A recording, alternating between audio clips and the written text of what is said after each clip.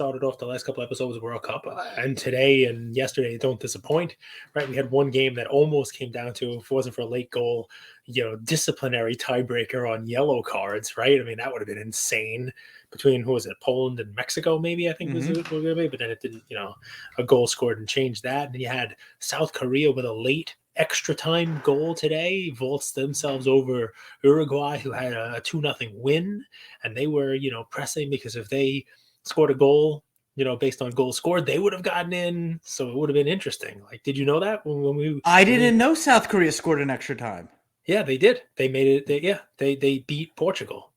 The sacrifices we make to put the show on for you guys, Luca Nation. That was when you said, "Hey, do you want to record now?" And I'm like, "No, don't you want to see South Korea? I think South Korea may win this because they're pressing and they had a nice little goal."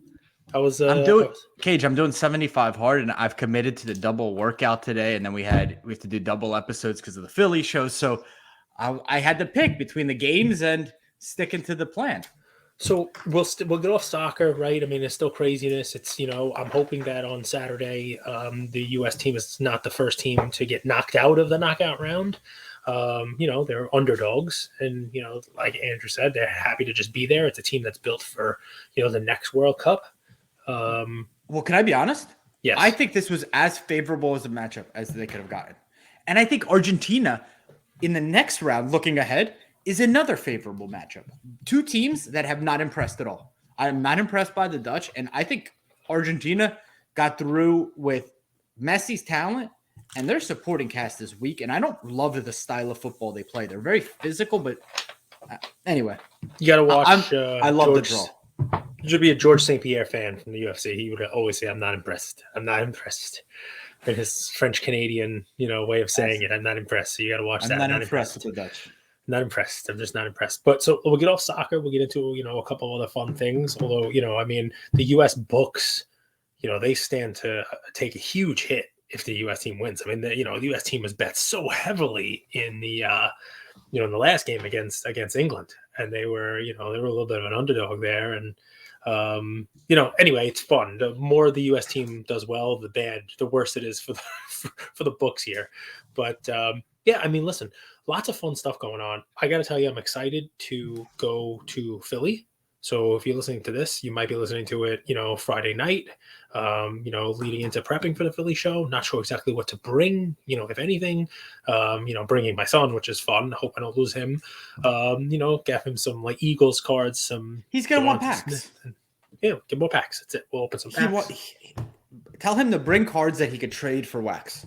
That's his go-to. He likes wax. Yes, that's true. We should definitely do that. So we'll have to go through his case when he gets out of school and, figure out what he wants to bring, what he wants to trade. But I'm excited for that. Chuck the Iceman Liddell. That'll be a nice meet if we can meet him. That would be pretty cool. I met him. I met him at VCon. Yeah, I remember. You saw. So what's funny is I'm bringing a friend who's already met Iceman. You've met Iceman. I've never met him. Cage has never met the Iceman. He was really nice, dude. He was a really nice guy. Which so was Champ Bailey, so was Terrell Davis, so was everyone. You know what I mean? Like so was Don Mattingly. Come on the podcast and get a $1 million offer from the Toronto Blue Jays to be the bench coach. This is what happens. Come on, happens. Come on, the springboard. It's a springboard. It's a springboard to bigger things. So yeah, we can chat about that. A lot of great auctions up, premieres up, golden auctions up. I do want to see the Aaron Judge ball. There's some really cool stuff. We got the PWCC auction. You'll get that episode tomorrow. So that's fun stuff. But let me throw something out there, and I hope I don't lose you guys, because forget about the topic for a second and just stick with me on what I'm the deeper meaning of this. This is what happens. We're all kind of concerned about, the hobby downturn, as they like to say, right? All right, prices are down. People don't have as much money. There's not as much liquidity. There's not as much leverage there. And Andrew talked about things that companies could do, buybacks, and we're seeing buybacks. We talked about, together things like people doing hobby collaborations between companies, right? And we now see Topps and SGC, we see SGC PWCC, we see all kinds of stuff, we see Whatnot and PSA. And I remember the first episode we talked about this, where you're like, hey, there should be like buybacks, and we talked about how in the crypto space there were like airdrops and it created liquidity, right? And companies would put these tokens, the magic airdrop fairy, and then all of a sudden you'd have boom, that would cause the entire marketplace to kind of be propped up, It right? just happened, right? Cage. Did we tell him about the genie sweep? Sure, there might be people who are entitled to it if you like. So there was this tool that people came up with. It's basically, let's say you wanted to buy all of the Luca-based Prisms PSA 10s on eBay at one time for a certain price. An It was a tool, aggregator. an aggregator. It would come and it would buy all of them at once, take money out of your account, put it into the seller's account, and move to the NFT or the card to your account. And that company just recently, what did it deposit like $300, $400 into your account for using them? Yeah, it was just, hey, I used it more than once, and just got $300 of USDC, which was nice. And you can spend that. I can spend it on whatever you buy it on, the whole deal. And I'm curious to you whether you view these things as mindfulness of an overall market, or do you view it as desperation? You know what I mean? And let me give the specific example, because you don't even know what I'm about to say. So from all of the Top Shot dealings that we did, yes, I'm going left. Don't exit on me just yet, okay? I'm a Top Shot VIP. I don't know how long that will last. I'm still in some of the highest prices paid on some of the items and spends, but I don't really buy, sell too often on there. They don't have, a huge amount of. Go ahead, please. It's going to be hard for anyone to overtake you because you're buying and selling during a period of extremely high prices, where now someone might be using the platform 40x more than you, but because of depressed prices, they're never going to reach your volume. I still buy packs every now and again when they offer them. Do you? I think they gave you the ability, 2 or 3 weeks ago to buy, up to 10 packs at $3 a pack if you reserve them. There's still. How do you buy packs if you know it's negative EV? Well, so that's the fun thing. $3 a pack, and you could buy as many. So I got 9 out of the 10 that I asked for. It was $27. I got a lot of comments, but I got one Scotty Barnes rare out of like 800 and something that I sold immediately for like $60. 33. I paid 27, but just on that one card. Now I still have 20 something other cards, Top Shot, whatever it is. So that was not negative EV for me, and it didn't take any time. Boom, and by the way, the barn sold within minutes of me listing it for $1 less than what the lowest one was available for. So there is still liquidity on the platform, but I'm not talking about that. I'm not saying go back to Top Shot, but corporate awareness. I got an email yesterday that my Dapper balance. Dapper is the the funds that they use on their platform. My Dapper balance has been adjusted. I said, okay, I only have a couple $100 left in there. I said, my Dapper balance has been adjusted for being a VIP. Wow, that's pretty cool. And I look in, and there's $450 in there. And I said, wow, $450. That's I'll take it. It's basically doubled the balance I had in there. And I'm like, all right, well, that's pretty sweet. Like, maybe I'll spend it. Maybe I'll take it out. I don't know what I'll do. We'll figure it out. We'll look at the marketplace. I can spend that across, UFC Strike, which I have like a champions moment in. I can buy football, Tom Brady moments. Maybe just, if there's something valuable 10 years from now, great. So I check my email. I'm like, oh, I wonder what this is for. Like, what's the explanation? And it was a, holiday thank you to quote VIPs. And in addition to the $450 Dapper credit that I got, Andrew, they sent me a $300 Ticketmaster gift code and a $250 NFL.com gift code. And basically, the email is like, thank you. These are our partners. We've partnered with the NFL. We've partnered with, ticket companies. And we want you to go out and buy NBA League Pass with the Dapper. Go on NFL.com and buy, physical cards or buy a jersey of your favorite team. Linking this digital world that we have with this. If you want to use your Dapper to buy, moments, go right ahead. If not, they specifically said in the email, use it to buy League Pass or NFL, real life stuff that has utility. Yeah. And Ticketmaster, go see a game. Here's $300, go buy tickets to a game. Basically, utility with a digital thing. And, it got me thinking, first of all, like, all right, I got money now. I think I'm just going to go spend it back on their platform because they're the ones that gave it to me. Let me go ahead and put it back in. Which, if enough people do, doesn't that spur growth within the platform? And isn't it also good for them to work with their partners to do this kind of stuff? And are these the type of things? And this is where I'll shut up for a second, let the audience kind of digest this stupidity, and let you kind of chime in. Are these the kind of things we can expect from Fanatics? When the market's down, you have the Fed sitting out there, and they have levers to pull, right? They can change, inflation's this, we got to raise the rates, blah, blah, blah, the whole deal. With Fanatics having, so much control over, supply lines with, I imagine they'll have sports betting, they'll have tickets, they'll have, all the things that come under the Fanatics, portfolio, right? If the cards are not doing what, you thought, and the market is not there, they could inject some, way of, all right, go spend this one of our partner sites, go buy, a jersey, go buy this, and keep everybody engaged and, kind of bolster fandom. Is that stupid? Is it pie in the sky thinking for me? I imagine. So I always think about this. These companies, they have products that they can't sell, but they like, imagine a jersey that's like maybe has like a little bit of like a defect on it, right?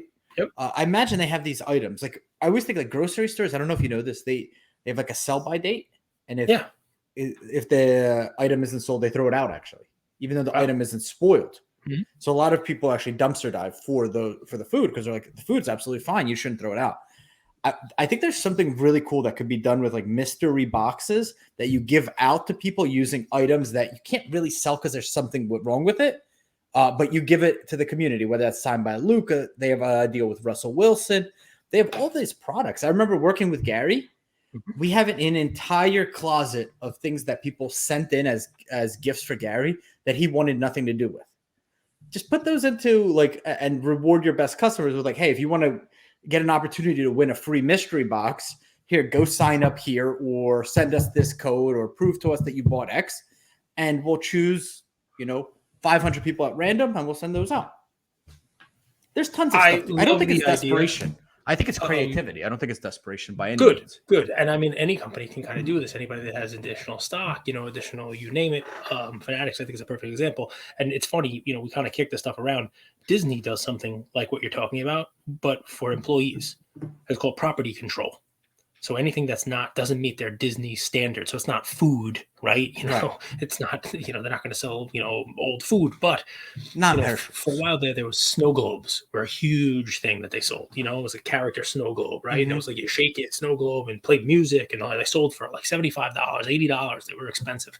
But one of the birds on Snow White's, shoulder would chip, or there'd be a little paint missing, or there was a air bubble in the water of the snow globe, and that was not sellable to them. What they would do with that and all these other items, that they would ship it off to property control, and on the weekend, employees could go in there and buy it at a half of a half, basically 25% of retail price. You take 50, you know what I mean? And then, you could do whatever you want with it. You could take it and sell it on eBay, you put it in your house, you can, do whatever the story is. No reason why that couldn't be expanded. A program like that couldn't be expanded to sort of like a mystery box type of program like you're talking about. I mean, I think that's, like J. Crew, right? They used to come up to my college in the wintertime because it was cold, and they would sell like the college kids would get the slightly damaged sweaters, Well, when everything, the last 2 years, when it became 99% of the conversations were about price of things, right? Where do you make money? And in a market like this, I mean, you could buy the right player, and because the whole market is tanking, you're not going to win. So, okay, we need something else to discuss. We need something else to have fun with, right? It's fun making money, but if you can't make money, is that the only way to have fun? So you have to inject fun into the system. You have to create games. You have to, Pokemon Go is a really interesting game that I can't believe not a single company has either replicated what Pokemon Go has done or added another layer on top of Pokemon Go. Do you remember Pokemon Go? Did Ian play it? Yeah, he still does. Still does. Like you walk around the neighborhood. When the weather was nice, we would actually, I say, hey, you want to go for a walk? And he'd be like, yeah, I'll bring my phone. And then we'd walk around random places and you capture, Pokemon and stuff. Like, I think something that would be cool, and I imagine Fanatics and Panini has deals with teams, maybe they don't. Like if you are going to, let's say, a Mavs game and you check into a Mavs game, you could get a Panini Direct card. Exactly. I can't imagine that's a difficult thing to implement. It could be one stand. That's you scan this QR code and you right. Right. You pick something up for that game. I am surprised, and I think it's coming. I think innovation is coming. I think disruption is coming. Oftentimes, you need a company that comes outside of the space, that comes from apparel or a different industry, to come into this industry the way Fanatics did, with a new eye, a new perspective. And I'm not saying that Fanatics will do this. I'm saying that Fanatics has the opportunity to do it. I love it. I mean, listen, to me, I saw that email. I'm like, all right, this is more of what Andrew was talking about. This is more of like, corporate behavior, more of, all right, give back to the people who I guess were helpful and instrumental in growing you guys. And, maybe we'll also help continue to grow you guys. On the other side of the coin, by the time our episode released last night, Alt had already sent out a kind of an update. You want to comment on that 30 seconds? Because my take on life. It's very easy to make the headline, but when the follow-up story is needed, it's usually buried on page 16. So we like to try to be fair. Well, they said we're going to take care of our customers and send them the $30. Mm-hmm. Yeah. Still feels very weird, the whole situation. Like, just don't put out a promo that you can't honor, but it's not a big deal. I mean, they ultimately are honoring it, so it's pretty crazy. But yes, I mean, the optics on it look bad because here you are, they're going to wind up paying everyone the money and still taking a black eye. In today's social media world, I am more confused than ever about optics. I don't know if you saw the tweet that am I going political? That the Democrats put out thanking SBF for being so candid. Have you seen that? No. Tweet? I mean, who tweets on behalf of the Democrats? Was it a tweet by the National Democratic Party? Yeah. I mean, like who? I'll so tell like you Haywood this. Jeffries? Dude, former it's Binghamton alum, by the way, 1992 class. It's I'll show you in a second. I'll pull it up. A football player. But dude, optics are such an interesting thing. I used to think. Remember, I used to tell you like perception's reality. Mm-hmm. I'm like, I think our perception is just skewed to the world. I don't know why I went there, but anyway, screw it. Who cares about SBF and that stuff? I'm captivated by it. I mean, listen. Let's get to the real topic that you texted me about. Are the Phoenix Suns really just cursed by the Kardashians? No, I can't believe that people believe that. Can't believe people believe what? This guy's a lunatic. And internet has they have no chill. Like they don't even have a filter of could this be possibly false? Nope. Chris Paul hooked up with Kim Kardashian. Well, did you see ridiculous how rumor. He posted it? Did you see how he posted it with the picture? It was a yearbook photo with Ray Dalio above it. It's a 2022, important people, like a whole, sort of composite of folks, right? And it's amazing how people take stuff and run. But did you see my story? Yeah. Barbara, I didn't do anything. Yeah, it's not me, Barbara, I swear. I even saw... It's funny because we put in Kanye, Dalio. The first article that came up for me when I was searching this it says Dalio and Paul.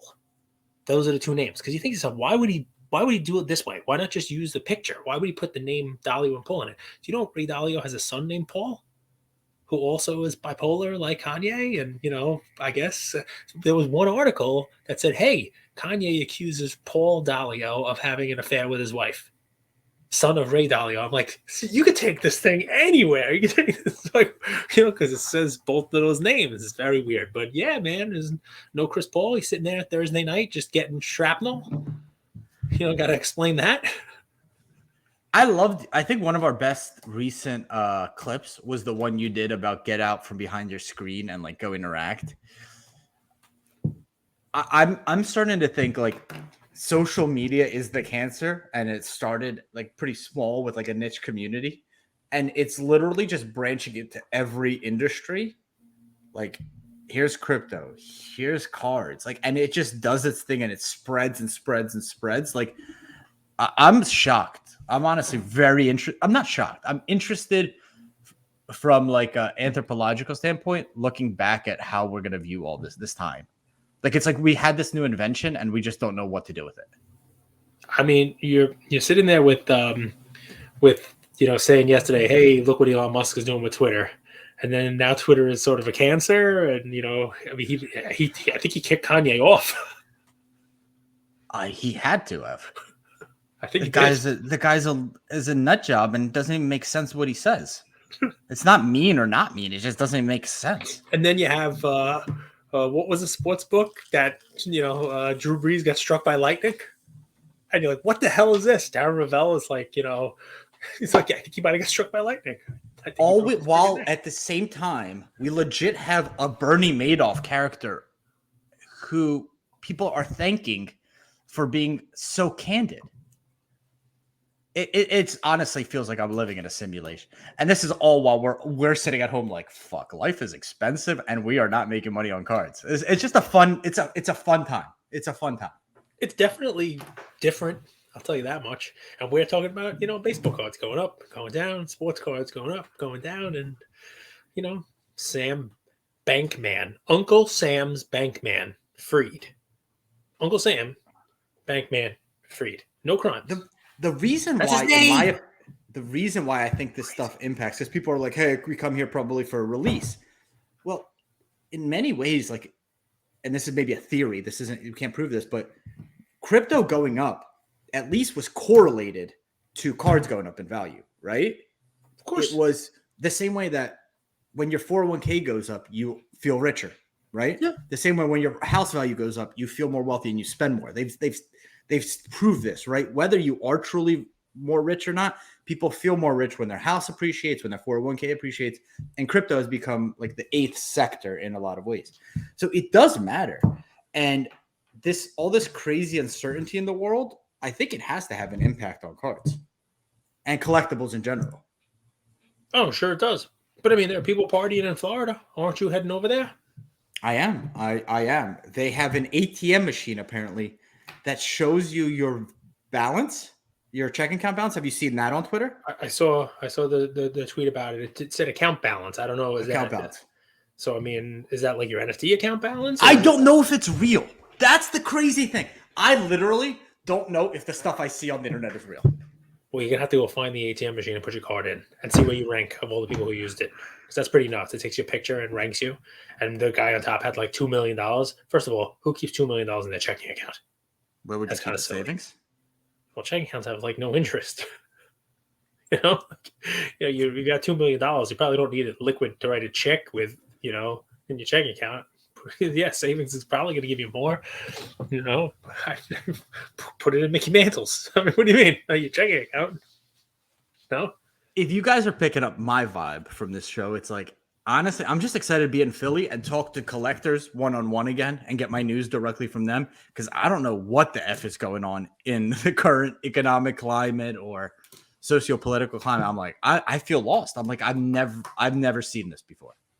I'm just having fun with it, man. If I get to see Chuck Liddell, that's pretty cool. You'll get to meet my pal Al. That'll be fun. Maybe he'll get into some stuff. He's bringing some cool autograph stuff. He's got like a Satchel Paige autograph that's been autographed by like 50 Cy Young winners, and he's got this cool like Ted Williams one that's been autographed by 50 autographs on it. Yeah, it's a really cool piece. I hope he brings it. I'll ask him. And he's got a one that has Ted Williams, and then because at least the MVP one, Vlad Guerrero's there. I think he won, and he might get. I think he already has Boggs, but Vlad Guerrero, I think he needs to get a signature on. That's cool. So it's like he's got some cool autograph pieces. This is the guy I told you about who has he took the UFC. They had like a toy ring, the cage, and it had a mat on it, like a blue UFC mat. And he was getting it signed by all champions and going to events and getting it signed by champions. So Chuck's already signed it. He's already got Chuck's autograph on there. I was there. Want a picture on my Twitter, guys, if you want to see. He had Anderson Silva sign it, but he was at an event and Conor McGregor grabbed it from him and signed it when he was like 2 fights in. And he was like, I got to tell this guy, it's only champs. But it worked out good for him because, he probably couldn't get Conor after the fact. It's better that you got him before. You know what I mean? So that's cool. How come there's not more game worn or game used autograph gloves that people revere in the UFC? I don't know. Because they're pretty. It's funny. There are a lot of them out there. There's a lot of gloves, there's a lot of game use stuff. I mean, it was pretty easy to attain that stuff, and UFC sold it on their own site. You know what I mean? Some of the UFC stuff, it just, I mean, this is part of what we talk about sometimes with the difference between like a niche collecting audience and a But mainstream one. but if you believe in UFC, you remember how like was it Yogi Berra that used his bat as firewood? Hmm. And Yep, then like 50 years later it became valuable, but no one could it be the same thing with could UFC be. as it's going through its first like it's Sure. just become popular in 2000. Like it's not it's a very new sport. Yeah, I mean, it came out in '93. UFC came out Right. in 1993. And when did it hit its peak? Was it 2008 to 13? Yeah, I mean, the first couple years, the SEG era, the ownership was not, they weren't, and then Dana White took it over with the Fertitas, and it took a while. They were in pretty bad shape. It started to have superstars. Tito Ortiz, Chuck Liddell, who is at the show tomorrow. They kind of brought it to some stardom. Rampage Jackson, Matt Hughes, but yeah, the 2000s. But it got huge. Much Ultimate more Fighter recent. was put it Because all, right? there was other stuff in Japan. In Japan, '06, '07, there was Pride Fighting still. Strike Force was still out there. I would say probably 2008, 2009, 2010, like right when the cards were going there, where you had Anderson Silva, you had Brock Lesnar come in and win a championship. That was a huge thing for them, mainstream wise. But yeah, obviously it's recent popularity. Um, it's a very easy sport to bet on. But yeah, I mean, you're right. I guess in 50 years, if it takes over, and passes hockey, it becomes like a main, like big four sport, and You in the know, world, hockey's the only index that's positive in 2022. it's collectors. It's a collector It base. it really is. No, you tell me who prospected in hockey. You ever hear anybody? You ever see anybody on this story posting hockey prospecting? No. You want to know why? Because there weren't Skybox Rubies and there weren't PMGs until the retro set that people didn't collect in 2013. There's just not stuff to pump. My favorite hockey cards are I think they're on card autos of the Canvas collection. Okay. I think those are some of the most beautiful cards. I love Canvas cards and I love on card autos. I just think those are some of the nicest cards. I mean, listen, I collected hockey cards in 1993 when SP first came out. It was the first year of SP, and hockey was a cool way of doing it because just like baseball had an SP set with Jeter's rookie in it, and football had an SP set that had Drew Bledsoe, Rick Meyer, Jerome Bettis rookie, there wasn't enough hockey collectors out there for them to do an SP release where it was his own release. So instead, Upper Deck Hockey had SP cards in the packs. So to put together the SP hockey set with like Lindros and Gretzky and those guys in it, you had to buy the Upper Deck set and put it together as like it was like an insert. It was kind of fun. I definitely put a set together. I have it in a binder somewhere in the basement. So fun stuff. I mean, it doesn't surprise me, man. And by the way, that's a great lesson. If you're okay with being a collector and steady growth, something like hockey that's been collected for a long time, that has that steady. There's not this huge, thing. The hockey graph, you don't have to lance out any of the huge growths. You know what I mean? Look at the Gretzky, which was traveling at the Gretzky 9 for OPG, which was traveling at a very similar path to the Jordan, and it has ended at a very similar price to the Jordan, a little less. But the thing that's missing is the Jordan goes like this and comes down here. The Gretzky just goes like this. You know what I mean? It might be a little. In our Discord, people are discussing the Taylor Swift cards, talking about millions and millions of followers. One of the cards has Kanye on it. Will that add value? I don't see how it could, but will that add, etc. Any thoughts on Taylor Swift cards? You know me. Part of collectability comes from continuity and a track record. And that doesn't mean that you can't have a new entry into it. Obviously, Pokemon cards, they started in the '90s and they're doing fine. They're collected. They're doing great. I don't know whether or not the modern stuff will ever have any collectability, but there is at least a 20, 30-year track record on those things now.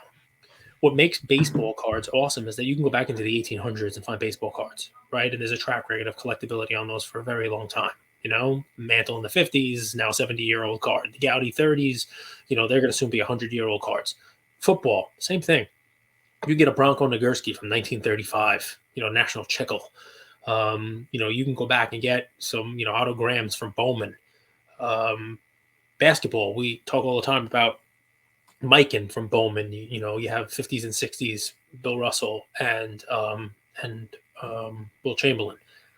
The tough part about non-sport slash pop culture slash Taylor Swift is anybody have Aretha Franklin cards, and show them off on Instagram? Anybody out there with Tina Turner stuff? Anybody out there, showing off their Prince cards Whitney and Houston. Whitney Houston cards and I mean names that are similar in like and kind. I know Taylor Swift, has a huge following. I know she's got a great album and just had the top 10 like Billboard singles were all hers in 1 week or some shit.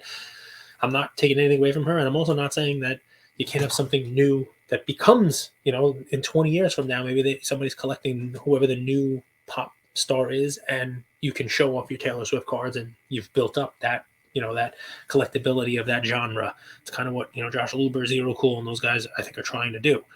To me, it's difficult to, to show sustainability there just because it doesn't have a track record. It's not where I put my money. Maybe I'll lose some gains because of it. Who knows? You know what I mean? I found the tweet. Shoot. What tweet? I don't know. Maxine Waters. Do you know that name? Yeah.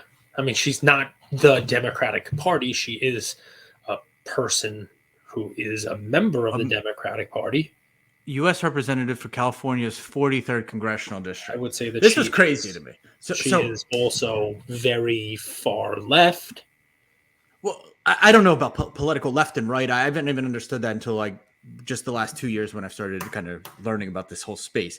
But the reason we've been following crypto is, like I mentioned before. So to me, this has been a pretty easy situation to read. I can't believe it's becoming kind of like left and right, but it's like a Madoff situation where the guy basically stole money from deposits, took that money and put it in his like gambling arm called Alameda and siphoned off money. Is that a fair way to put it in simple terms? I don't know. I didn't have any money in FTX, but it sounds good. You use Coinbase? Yes. Not anymore. Do you keep your money on the exchange? No, I don't have Oh, no. You told it because of the hacker. I got hacked. Remember? Everybody knows. Guys. Verizon hack. You told people about that on the show, didn't you? Of course I did. Yeah. So Cage got hacked, took money off of Coinbase because he got so nervous. He sold. Yeah, 3 days. And then the next day, the crash. It was less than 3 days. It happened on Saturday, and like Monday, the thing just tanked. So This is a kid. He's like 30 years old. His parents teach at Stanford, and basically lost like $10 billion in people's deposits. And he's like been like, I don't know what happened. Like, so this Maxine Waters says, SBF, we really appreciate that you've been candid in your discussions about what happened at FTX. Your willingness to talk to the public will help the company's customers, investors, and others. To that end, we would welcome your participation in our hearing on the 13th. That's some crazy ass shit. Like, imagine talking to Bernie Madoff like that, no? Well, I mean, I think they want to get this guy in and have a congressional hearing, and I don't know what for, but yeah, I mean that's the deal. How? So I know we're a sports card podcast. How much, in a percentage term, do you think this impacts the collectible industry? I think the overall health of crypto and other assets does impact the industry. I think because just from not FTX per se, but I think just overall what you were talking about, right? When we're all doing well, you feel like you have more ability to spend on other things. You know what I mean? And I mean, whether it was Top Shot and you had this Top Shot account that loaded up and you're like, shit, my Top Shot account's worth $1 million. I'm going to go and buy a card. Like, who cares if I spent $20 on a card? I got $1 million in this asset that I can always tap into. And when it's going good, great. When crypto is, when Bitcoin's $69,000 or whatever it is, you're like, wow, I got all this money. When it's not, when it's 15, 16, 17, you're like, shit, I don't have as much money. I think clearly when people have more money or, it looks like their net worth is more, they're, more likely to spend that money. When it looks like you said, their house is worth more, clearly, yeah, I'm doing good, guys. I can spend some money. And when things are down, not so much. When the market's down, not so much. And also when the market's down, people sort of, uncertainty brings in a little fear and a little more of like a, let me batten down the hatches a little bit, let me kind of, make sure people get scared, right? And it's reasonable to be scared, right? It's reasonable to have some fear, with uncertainty, and you don't want to be you know, you don't want to be stretched, right? I think that's part of the thing. Like we're more willing to go out, leverage ourselves a little more when the going's good. Because like, my job's doing great. The economy's doing great. I'll be fine if I spend a little more this month. Don't worry, I'll make it up next month. That's what credit cards are for. And now it's more like, all right, I see some layoffs. I might be worse off next month. Yeah. And I think the word is the word I learned that stuck with me is confidence. It's called Consumer Confidence Index, right? You could take the indexes for what they're worth, but you could also just feel it out. What I've kind of, just to kind of wrap it back, as I watch eBay, as I watch auction houses, where my mind has been going is, will I see this card next week and will I be able to get it for less? And that's not confidence, right? Whereas if we flip that, when it's a confident market, it's, hey, if I don't get this card, I know next week it'll be more. Yeah, exactly. Even though it'll come up again, it'll be coming up again for more money. And that's subtle. Think about that with the price of Bitcoin. I don't know what's going to come out and how this thing's going to unravel. So I don't want to buy Bitcoin now at 16 and it goes to 12. Yep. Right, because I don't know what's coming out. But previously, you saw Bitcoin go 14, 15. You're going to buy it at 16 because you think if you don't buy it this week at 16, it's going to be 20 next week. So and it's something, it's so subtle. It's like so simple, but it's the same thing with everything, right? It's why people are buying Mahomes. It's why you call it steaming a card up, right? And it's just what happens. Everybody jumps on the same card. Everybody's like, I got to buy this. I got to buy this now. I got to buy it now. And then if the conditions are no longer perfect, watch out below. It may be time to buy when confidence is low, actually, if you have the means. So a couple of fun little, Charlie Munger / Warren Buffett, I don't know who the hell said these things, kind of things come out now, right? You've said them on the show a couple of times, right? When the tide goes out, that's when you know who's swimming naked. So that's a leverage thing, right? I feel like everyone's naked right now. Like literally everyone just what is it? We're why can't I think of it? We're stripping through the quad. We're streaking. No, we're streaking through the quad. Everybody's doing it. Literally. Yeah, move over. Let's go. Can you stop at KFC? Yeah. This guy stole $10 billion. Let me one up you. I'm just gonna go and say crazy shit on all these. Like, what the? So the other one, of course, is we always say it, right? Be greedy when others are fearful. Be fearful when others are being greedy, right? That's the telltale. What do we do when everyone's confused? Usually, confusion leads to fear. Okay. Or confusion is caused by fear, or vice versa. But the tough part is that that kind of thinking, that kind of saying, it works for Warren Buffett because he's talking about stock in Coca-Cola. He's like, when the market is fearful and there's blood in the streets and prices are down, buy quality assets. The tough part about the hobby is it's very difficult to know what a quote quality asset is. And instead of knowing what a quality asset is, we kind of all flock to known commodities.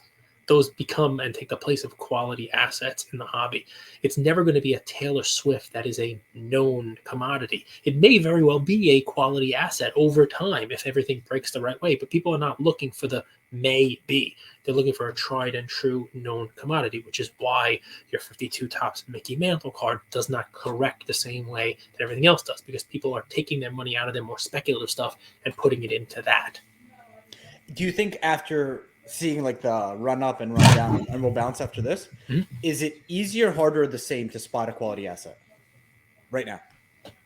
Like, let me rephrase, is it easier to spot a quality asset when everything's running, or is it easier to spot a quality asset when there's a correction? So because I define quality assets as known commodities, I think it's the same. It doesn't matter what the price is. You know which one's a quality asset. The uncertainty and the market conditions only impact what you're able to buy those quality assets for price-wise. Some of them have run, some of them have come down, some of them haven't. And it also depends on what type you're playing, right? Me, man. As a stock investor, what I like to do is I like to find contrarian dividend plays. I like to find quality companies that paid a 2, 3, 4% dividend that for some reason have been beaten hell out of. They're not the industry leader anymore, but they're turning it around. Perfect stock. I'll give you an example. Verizon, right? So Verizon was it's a utility, it's a safe stock, it's an industry leader, but it has been passed recently by T-Mobile, maybe even AT&T. They raised prices, they lost some customers. They'll figure that out. Verizon's probably not going bankrupt. They have a lot of cash, and they're a dividend payer. And previously, last year, they paid like a 3% dividend. The dividend is still the same, but the price has gone down significantly because the market has gone down and because they are no longer number one in their field. That to me is a quality asset. It's easy for Warren Buffett's statement to be talked about with that type of rise. People are afraid because T-Mobile is right now eating Verizon's lunch. With the way that the price has moved, the dividend in it is basically hovering around 7%.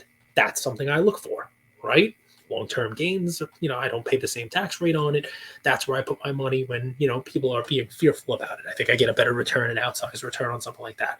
It's easy to do that in stocks like that have a track record. Verizon has increased its dividend every year for the last 16 years without fail, right? So that's a track record. You can go back, you can research it. I can't do that with Josh Allen's Stars and Stripes National Treasures RPA. I can't say, the dividend on that card has appreciated for the last 16 years. It's a dividend aristocrat. No, I mean, it's a very different. We try to retrofit, but I did like an inventory of my portfolio in like kind of over the last year and a half, and I was like, Drew, you would have just been better if you sold all this stuff and just bought a low grade mantle. Just owned one card.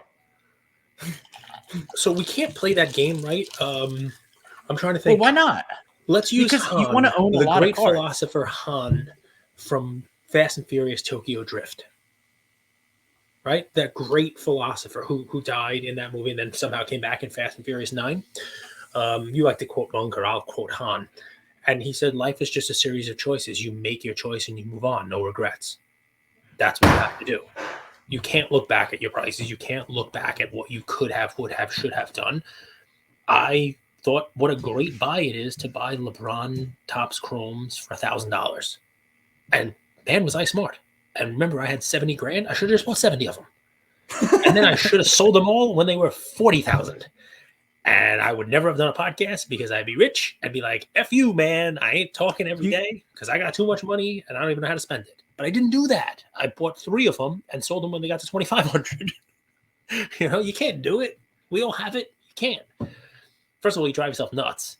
Second of all, while you're wallowing in what could have and should have, you're missing the next move. What is the next move? It depends on what you want. Okay, and it depends on your risk appetite. We all have to be in the hobby and anything we do, risk managers. There are people out there now who are putting more money up on the table. They're at the blackjack table, they're gambling, and they're betting on somebody right now, right? And if you want to risk, you got a sliding scale of what you want to do, right? You want to risk. Some people are buying Jimmy Garoppolo cards right now because they think the low side is pretty low. I mean, just I'll give a play. People, by the way, I get a lot of messages. We should give a play. Not just, hey, buy this card, but like, hey, let's talk about a card. We can analyze it. That's why I like the PWCC one. Jimmy Garoppolo, here's an example, right? You buy Jimmy Garoppolo now. If, first of all, no one's buying him because he's one of these quarterbacks that's just done nothing. You don't love him. He doesn't really do anything spectacular. But if things break right, he won a Super Bowl this year. That's a well-rounded team. We're going to learn a lot about him this week, right? We've learned a lot about him in weeks past. Well-rounded team. If he wins the Super Bowl, he's Super Bowl winning quarterback. The prices are most likely going to go up, even if it's just temporarily. If he doesn't win the Super Bowl, he's probably going to go to another team.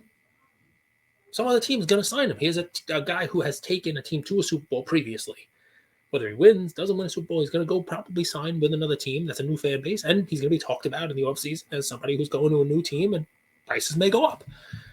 Different kind of exits, different kind of strategies. That one has some upside with, I would say, very little downside, right? One that nobody's really looking at. You want to talk about other ones, right? I got one. Shoot. It's a Burrow copycat. I would buy Herbert at the end of the season when risk is the lowest. I would buy it at the make the playoffs. So this is why I would wait because he could also get injured, right? Yep. I would buy. He's been sold off. Do you think he'll actually make the playoffs? Yeah, his team's looking good. I think they're 7-5 last I looked. That's kind of impressive if you think about everything that they've dealt with. I mean, listen. Easily the most injured team in the NFL. AFC is tough. We've talked about this. We talked about the Super Bowls, but in the AFC West, you have him and Mahomes. In the AFC East, you have Josh Allen and Tua, 9-3, 8-3, right? The Patriots are 500 at 6-6 after last night's loss. You got a lot of good teams in the AFC, man. You do. You got the Titans. Just to kind of piggyback on that, you're absolutely right. They're fighting with the Jets and the Bengals for the Jets, spot. Bengals. They have a negative 30-point differential. This was amazing, and we could go with this. The Vikings are the third seed in the overall NFL. They're actually second best record, 9-2, tied with the Chiefs. They have a plus 5-point differential. The Jaguars, who are in the AFC, have a plus 12-point differential. Talked about that on whatnot. 4-7. I said Vikings are in the NFC, plus 5-point differential, are 9-2.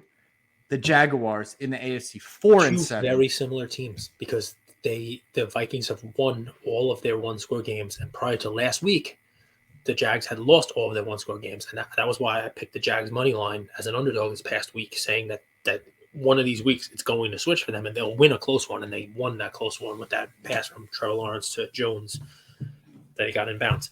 But yeah, there's so much parity in the NFL this year. It's nuts. You could make a play on somebody.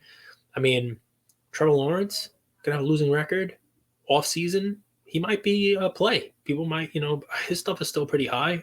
I mean, it's funny. Mac Jones, people were killing. If he would have won last night, the team would have been 7-5, right there in the thick too. You know what I mean? Like there are so many different ways to go. You say, what's a quality asset to buy now? It depends. If you want to gamble, there's some gambles out there. You want to move into the NBA and talk about potential gambles, I mean, how about this? I have no idea whether or not the Overtime Elite stuff has any real value. We talked about it. We've had Overtime Sam on the show. We should have him back on. The ESPN Plus, which I pay for, just did a mock draft yesterday. The ESPN Plus draft, which, of course, Cajun, dry your pants off. We know Victor Wembanyama is going to go number 1. Okay, we understand. Do you know who number 3 and number 5 are? Is it the Thompson twins? The Thompson twins. Going to OKC and Orlando. Osar Thompson, and Amen Thompson. Osar and Amen. Those guys have cards in like a Tops Now version of Overtime Elite that was like available on their website. They have that Overtime Elite, like, what was it, Inception? They have RPAs, and no one's looking at those things right now. But you know what's going to happen when the NBA draft comes and the Thompson twins are both selected as lottery picks, and people are talking about them and like, wait, they already have Topps cards from OTE. All of a sudden, those cards that you probably pick up for scraps now, you can flip. There are those plays out there. Because people are going to be paying a premium. Some people just don't want to wait for the Prism to release. So, like, let me get my hands on something. And when Prism releases, they're going to put Prism Draft. You know what I mean? Right. These are already Prism. It's already Topps, already rookie cards of these guys, professionals who are out there playing at 19, 18 years old. And they're going to be drafted. They're going to be drafted high. I'm telling you, look at the most recent ESPN mock draft. They have them at 3 and 5 to Orlando and OKC. So there's guys, you guys got 2 brain dump episodes this week. You got one on Monday and you got one on Friday. This is all over the place. Apologies if that's not your flavor. Dude, apologies. You're welcome. You're welcome too. Yeah. Well, some people like you don't want to welcome. alienate audiences with crypto and Top Shot, and I don't think it's politics, but like political news maybe and how it affects. So, well, any card people who turned us off because we started with Top Shot and you went into Uncle Sam Bankman Fried, and we went into politics a little bit, missed the gems at the end. We gave gem plays there. These are plays that they're just right there for the taking. We love you, Luca Nation. If you're at the Philly show and you're listening to this, please come and say hi. You're never interrupting us. This is probably why we're going to the Philly show, to meet a lot of you guys. So if you're in town, DM go me. USA. DM me. Go USA. Let us know. Man, I'm so pumped. Can I ask you one last question? We'll bounce. Shoot. I know your strategy of this guy's never going to be more popular. Use this as a liquidity moment. Can you also use liquidity moments to pick up the grails that you want to hold long term? Yes, I did it with Babe Ruth. 2 Pulisic cards in this auction. There's in the PWCC Weekly, a gold Kaboom jersey number, and then a gold rookie, gold refractor rookie from Topps Chrome. So if you are a believer that Pulisic is the future of American soccer, and that he is going to be scoring in Man U or whoever it is going to be signing. He's going to be, a legitimate guy. And then in the 2026 World Cup, he's going to be leading an American team that has a lot more talent and a lot more, experience and can really make, a difference. And you plan on holding that card through thick, thin, hamstring injury, whatever it is that you are going to have, and you want that in your collection, the gold Kaboom jersey number will never come up again for sale because you're going to hold it and make sure it doesn't come up for sale again. And when cards like that there's only 10 of, remain in people's collections and they don't come up for sale every month or every couple of months, they will appreciate in value, assuming that you have now the extra gamble of that he's doing something on the field that matters. If you have conviction in him as a talent, go ahead and buy the card. 100%. 100%. I have no problem with it at all, man. I'll live with this. I go one less gamble. I try to find a grail card that I don't also have to bet on performance anymore. That's why I got Babe Ruth and Ted Williams instead of Pulisic and Vinny Jr. So I've submitted probably 10, 15 cards this year to get crossed, and none of them have crossed. I also had items in the PWCC weekly that crashed and are relisted. The person, for example, that had that Kaboom Pulisic, they might benefit from the crash, the service crash on PWCC. Other people might not. What I remind myself, and there's a great book, it's called The Four Agreements, is don't take things personal. Remember that if things don't go in your way, it's not because someone, the universe, whoever is out there to get you. It's just the way the cookie crumbles sometimes. Okay. And I think in a hobby like this, where we all are making tons of decisions and choices, and sometimes they're going in your favor and sometimes they're not. When they're going in your favor, you're like, yes, I've worked for it. I deserve this. Right. And when they go against you, you're like, why me? Do I not deserve? Right. It's a good reminder. It's a good practice to remember it's not personal. Thank you all for listening to another episode of Lucas, Tigers, and Bronzo My. I wanted to tell you about a new service that we have starting as of today, and I'm really, really excited to bring it to you guys. So, as a part of our partnership with SGC, we got 50 free submissions every single month, and many of you have taken advantage of that. And it's amazing that we could have the opportunity to 650 episodes, 675 episodes in, to go ahead and give back to our community. As people were sending those cards in, they asked, can we send 5, 10, 20 more cards to you guys? We'll pay for it, but we wanted them graded with SGC. You guys know SGC is turning cards around in 13 to 14 business days, have incredible customer service, and their secondary market values are going up day after day after day. And that's exciting for the hobby and exciting for the grading landscape. So we didn't want to just rush into it. We wanted to do it right. And what we did was I relocated here to Boca Raton, Florida. I opened up a P.O. box maybe 5 minutes away from SGC, and I will be hand delivering and hand picking up the cards. So you don't have to worry about anyone else touching your cards. It will be me, and I will update you every step of the way. So here's how it's going to work. I'm going to personally pick up the cards from a P.O. box, prep them, new card saver, new penny sleeve, and deliver them to SGC every single Tuesday. Why Tuesday? Well, it lets the stragglers over the weekend come back through on Monday and gives me a day to prep, and it basically gives SGC the entire week to work on grading those cards. Once your cards pop, only then at the end of the process will you be paying for the service. It's $25 per card, simple as that, and the turnaround times have never been faster. We're hearing right now 13, 14, less than 20 business days. So there it is. 9170 Glades Road, number 135 is the P.O. Box in Boca Raton, Florida, 33434. 9170 Glades Road, number 135, Boca Raton, Florida, 33434. Of course, you could shoot me an email or shoot me a text anytime, and I'm always available. Many of you already have my email. It's iamandrewgoldberg@gmail.com. or my cell phone number, 215-519-9154. Reach out with any questions. I could walk you through the process. I've hopped on the call with quite a few of you, and I'm happy to do that. Love you, Luca Nation.